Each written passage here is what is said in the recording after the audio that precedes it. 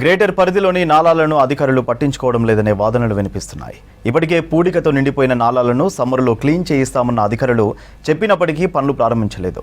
రీసెంట్గా కురిసిన వర్షానికి నాలాలు పొంగి పొర్లాయి. పూడికతీత టెండర్ పనులు కూడా స్పీడప్ చేయలేదంటున్నారు.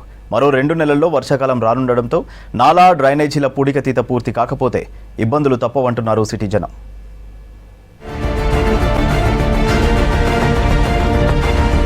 గ్రేటర్ హైదరాబాద్ పరిధిలో 1000కి పైగా కిలోమీటర్ల మేర నాలాలున్నాయి. ఇందులో 400 కిలోమీటర్ల మేజర్ నాలాలుండగా మిగిలినవి 600 కిలోమీటర్ల మైనర్ నాలాలున్నాయి.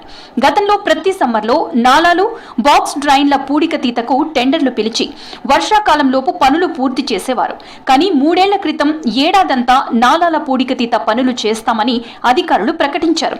కానీ ఆ తర్వాత మళ్లీ సమ్మర్లోనే పూడికతీతకు టెండర్లు పిలవడం, పనులు చేయడం చేస్తున్నారు. కానీ ఈసారి సమ్మర్ సగం అయిపోయినా టెండర్ల ప్రక్రియనే పూర్తవలేదంటున్నారు సిటీ ప్రజలు.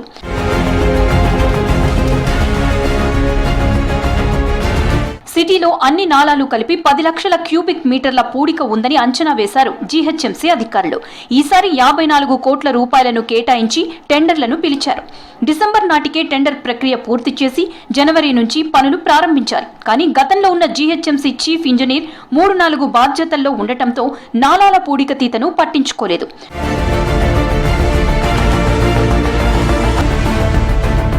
నగరంలోని నాలాలన్నీ చెత్త, బురద, మట్టి, పిచ్చి మొక్కలతో నిండిపోయాయి.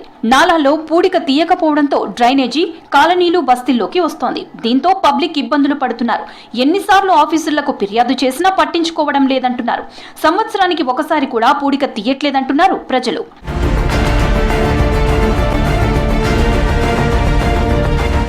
జూన్లో వర్షాలు స్టార్ట్ అవుతాయి. ఆలోపు నాలా పూడికతీత పనులు పూర్తవడం అసాధ్యమని అధికారులే భావిస్తున్నారు. ఒకే కాంట్రాక్టర్ 5 నుంచి 10 చోట్ల పూడికతీత పనులను కాంట్రాక్ట్ దక్కించుకున్నారు. దీంతో ఒకేసారి అన్ని చోట్ల పనులు చేయకుండా ఒక దగ్గర పూర్తయిన తర్వాత మరో దగ్గర పనులు చేస్తారు. దీంతో టైం ఎక్కువగా పట్టే అవకాశాలున్నాయి.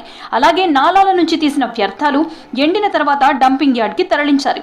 ఎక్కడి వ్యర్థాలు అక్కడే వేస్తుండటంతో వర్షం వస్తే తిరిగి అవి నాలాల్లోకే చేరుతాయంటున్నారు జనం.